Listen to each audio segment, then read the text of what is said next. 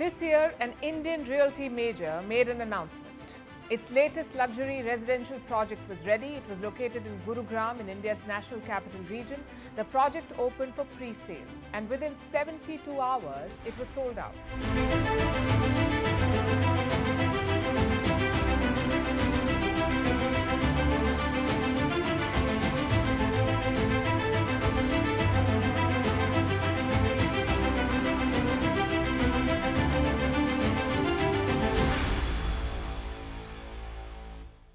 हमारी पिछली वीडियो को देख करके काफ़ी लोगों को लगा कि हम फोमो क्रिएट करने की कोशिश कर रहे हैं।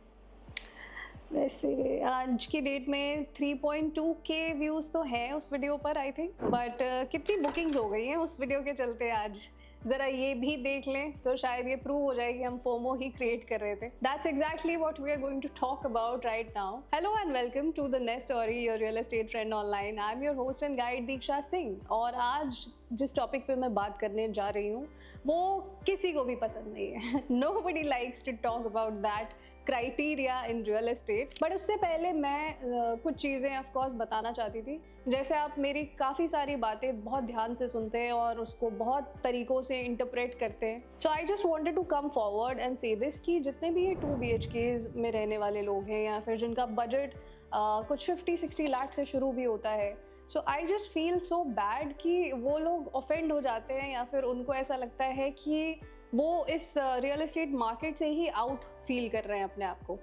तो you know I just want to say कि जितने भी एसेट्स आपने आज की डेट में अपनी लाइफ में क्रिएट किए हैं वो बहुत ही वर्दी काम किया है आपने अपनी लाइफ में। That is something that you should be so freaking proud of. हर किसी के बस की बात नहीं होती है अपने लिए ये पूरी एक लाइफस्टाइल बनाना और उस लेवल तक पहुंचना जहां पर आपके पास 50-60 लाख का भी बजट हो।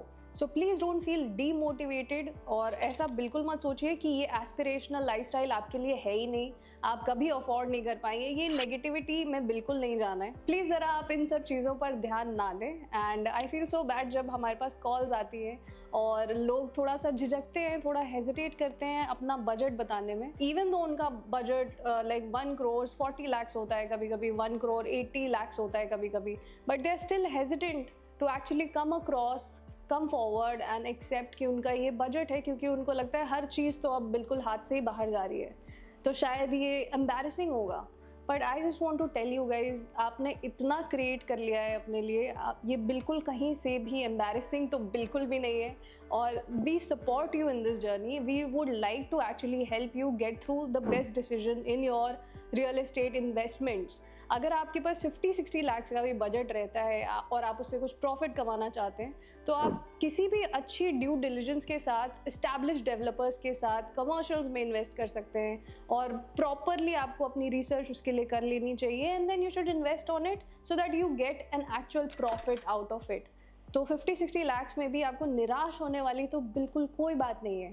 Please don't do that. So आज जिसके बारे में मैं बात करना चाह रही थी, that was the inclination of us as a whole industry towards luxury segment in real estate. So अभी एक रिसर्च आई है वेकमैन एंड कुशफील्ड की, जिससे हमें ये पता चला है कि अफोर्डेबल हाउसिंग के अंदर 16% डिक्लाइन आए हैं लॉन्चेस में in the first quarter of 2024, और इसी सेम क्वार्टर के अंदर 34% राइज आया है लग्जरी सेगमेंट के हाउसेस के अंदर। ये जो आप डोमिनेशन देख पा रहे हैं लग्जरी सेगमेंट का, ये इनफैक्ट 2019 में ये जो नंबर था ये 13 to 14% पर था, पर पोस्ट 2022 ये नंबर जंप करके मोर देन 30% हो चुका है।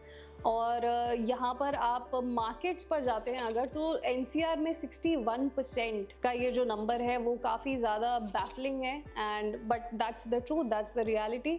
इस पूरे सेगमेंट में ऑफ कोर्स सबसे ज़्यादा रूल तो मिड साइज इंडस्ट्री कर रही है। सबसे ज़्यादा मार्केट उन्होंने ही कैप्चर किया हुआ है। Luxury, Uber luxury is like the biggest market as well in terms of money, in terms of capital. जो सबसे ज़्यादा वॉल्यूम क्रिएट कर रहा है that's the mid segment housing. NCR के रीजन में सबसे ज़्यादा इस ग्रोथ को कैटलाइज किया है गुरुग्राम के मार्केट ने, और in fact I should say Gurugram के माइक्रो मार्केट्स ने। वहाँ के जो 3 मेजर माइक्रो मार्केट्स हैं वो है golf course extension road, southern peripheral road और न्यू गुरुग्राम।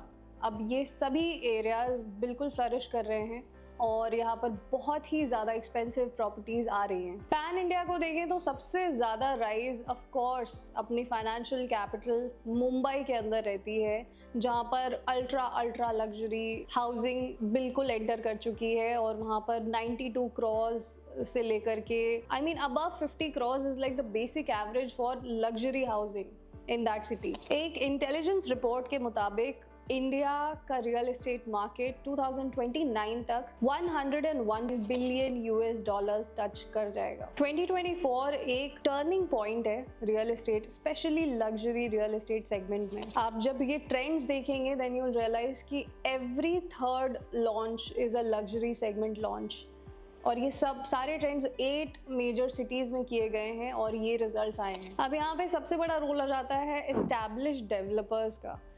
अब मैक्सिमम शिफ्ट जो हुआ है लोगों का वो एक जाने पहचाने नाम से हो रहा है।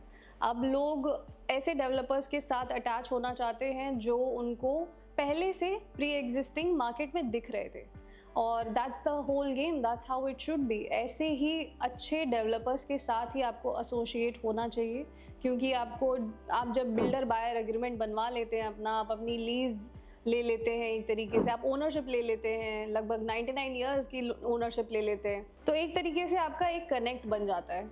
आप उस बिल्डर के साथ ही रहने वाले हैं आगे चल करके भी। अगर बिल्डर का लॉस हो रहा है तो आपका भी कहीं ना कहीं लॉस होगा, और अगर बिल्डर प्रॉफिट में है तो आप भी प्रॉफिट में हैं। So that's how the whole game works. तो आपको अब ये आमने सामने वाला गेम नहीं खेलना है, आपको अगल बगल रह करके काम करना है, because see this is the basic game plan. तो आपने किसी सोसाइटी में अपना एक फ्लोर लिया, एक यूनिट लिया है आपने, और उस सोसाइटी की कॉस्ट अप्रिशिएशन जो भी जिस मायने में होती जा रही है, तो फ़ायदा आपका भी हो रहा है उसके साथ। और कहीं ना कहीं अगर वो प्राइस एक टाइम के बाद स्टैग्नेट हो जाती है तो नुकसान भी आप ही का होता है। So you are winning with the builder and you are also losing with the builder.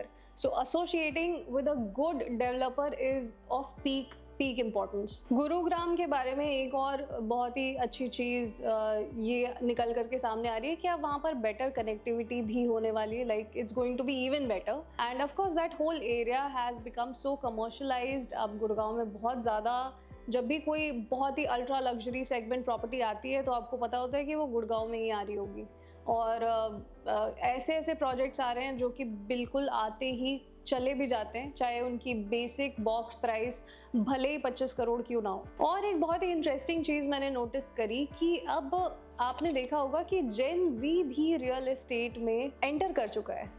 And by Gen Z, I'm saying I'm meaning people from the 1990s to early 2010s. Before that, you can say. So all these people, you must have seen आपने अपने social media पर कि ये जो नए नए reels डाल रहे हैं लोग कि मैंने बहुत मेहनत करी थी और आज मेरे पास ये घर है। So all that is happening, and how is that happening? ये भी कहीं ना कहीं आपको दिख रहा होगा कि आजकल Gen Z को बहुत ज़्यादा इंफॉर्मेशन है, of course access to all kinds of information online they have got, और उनके पास बहुत सारे रिसोर्सेज हैं। आजकल हर किसी को काफ़ी सारे काम आते हैं। It's not just a one person's job that they know, they tend to know a lot of things. So ये सारी एक्सपर्टीज़ अब वो अपने फाइनेंशियल इंडिपेंडेंस को बनाने के लिए खर्च कर रहे हैं, और लोग भी काफ़ी ज़्यादा वेल अवेयर हो चुके हैं। Everybody's literacy has really gone up, even though like back in the day financial education इतनी ज़्यादा एग्जिस्ट नहीं करती थी, बट आज के टाइम पे हर कोई अपने आप को फाइनेंशियली सिक्योर करना चाहता है और फाइनेंशियली एजुकेट होना चाहता है, and that has shown its remarkable presence in the real estate industry as well. Now that's it for today guys. आज के लिए बस इतना ही। Thank you so much कि आप आज भी यहाँ पर आए और आपने ये वीडियो देखी, and this is Diksha Singh signing off with the next story. I'll see you in the next video very soon. Bye bye.